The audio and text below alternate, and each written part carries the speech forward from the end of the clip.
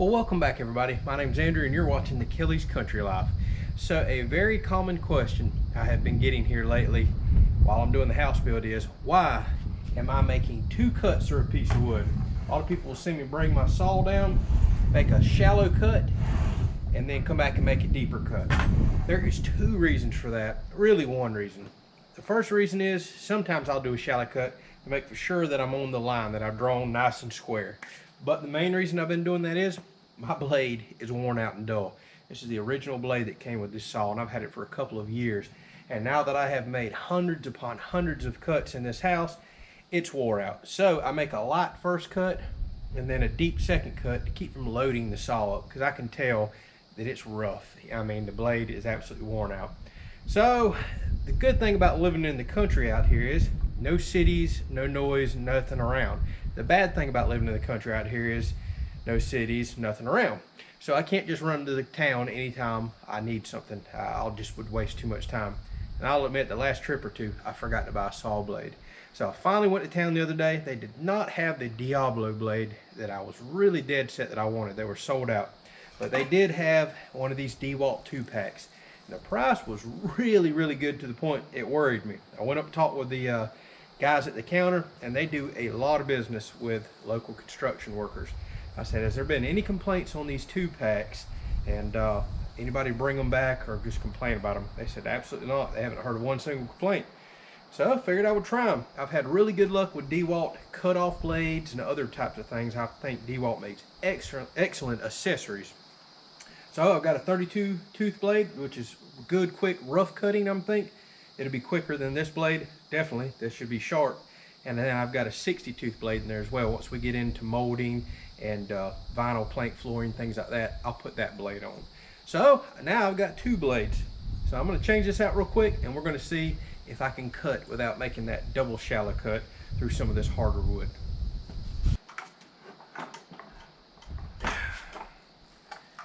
Moly, that's in there. That ain't good. I can't get that to loosen up to save my life. Guess I'm going to have to use my impact driver. Oh, let me go get some sockets.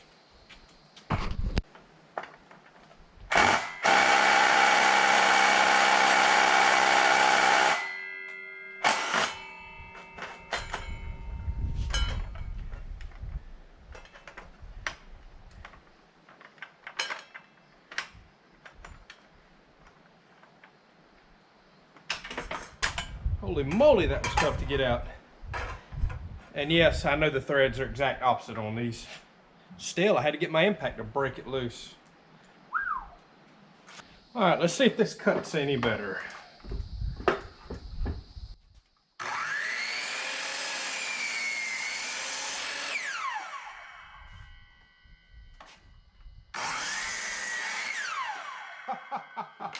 Oh man.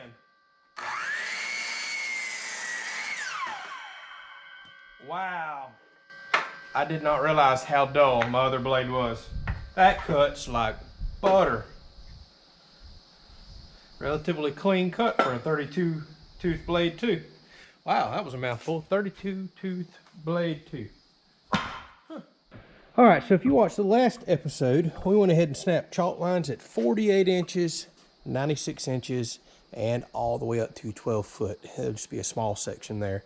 Got some really odd angles, and top plates just going to be in my way on that 12-foot blocking. I need to just go ahead and start on that and get the aggravating stuff out of the way. I tend to like to do that. So why are we blocking? Blocking is for a couple of different reasons. One, it'll make the wall a whole lot stronger. It'll also keep these long studs from twisting. Some of them are already starting to do that. That's just kind of natural. But the most important thing is we're going to lay our sheathing on the outside. I have heard and heard over again that laying it, perpendicular to the stud, so if we put our sheets horizontal right here, it makes for a much stronger wall. And that makes sense now that I'm really looking at it and think about it. If the sheets run the same direction, the grain in the sheets, everything runs the same direction as the studs, it's not going to be as strong. But if you lay an 8-foot sheet here, and then I'm going to cut a sheet in half and stagger it, so my seams never match up. So you've got a 4-foot, 8-foot, and then you come back with another 8, stagger your sheet seams like that, just like you do flooring and everything else. It's just going to make an extremely strong wall. So multiple reasons for blocking. Although code does not require fire blocking in my height walls, blocking also really helps for the way fire spreads in a wall. You got to think, say if there was an outlet down here that caught on fire and it caught the wood on fire, if you don't have blocking in here, that fire can rush up the wall, catch the roof on fire, and burn down your structure a whole lot quicker. But if there's blocking in here, it's got to come up, ignite that, burn all the way through a thick piece of wood. So it gives you time to extinguish the fire, gives you time to escape. So there are multiple good things that blocking does, but our number one reason is we need somewhere to nail all the edges of our sheathing that we're going to lay down and put in. And we want to keep all those studs from twisting as well. So let me get set up, get the scaffold over here, and we'll start on the very aggravating pieces up top. I'll carry a camera up there and show y'all what I'm working with.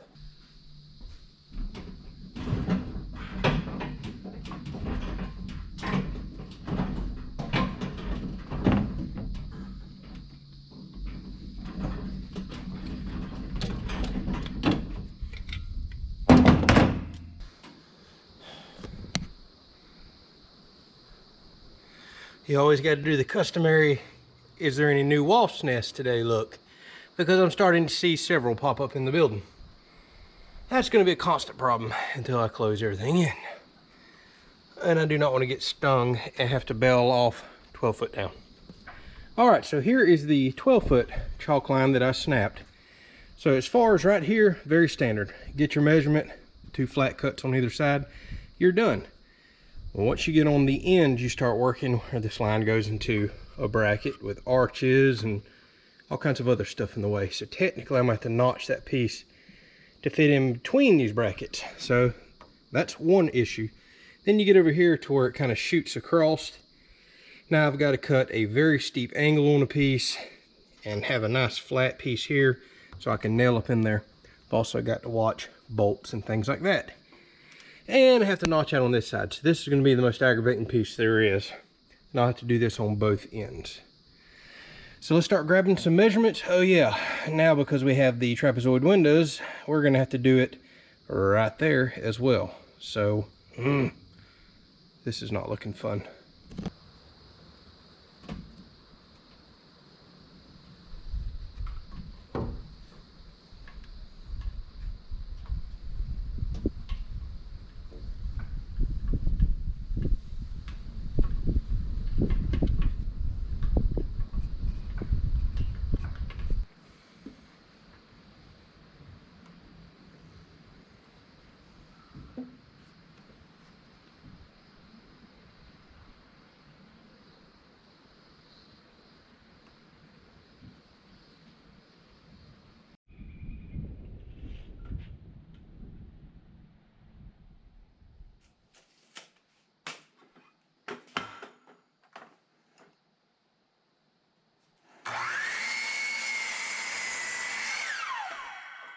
Ooh, that is so much sharper. No comparison.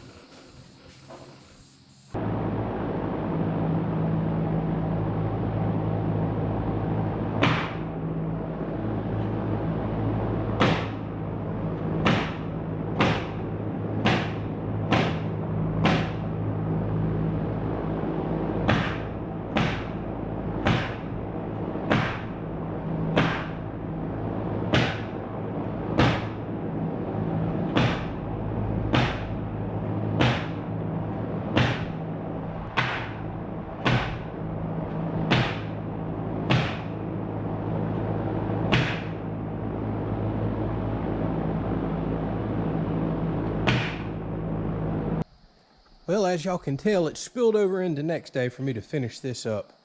But we are done. All 4-foot blocking is done, 8-foot, and that very aggravating 12-foot blocking is done and in. All strapping is done on the outside. However, I hate to admit, I'm a little short on strapping for the inside, but no problem. Scaffolding is going back inside to stay for a while.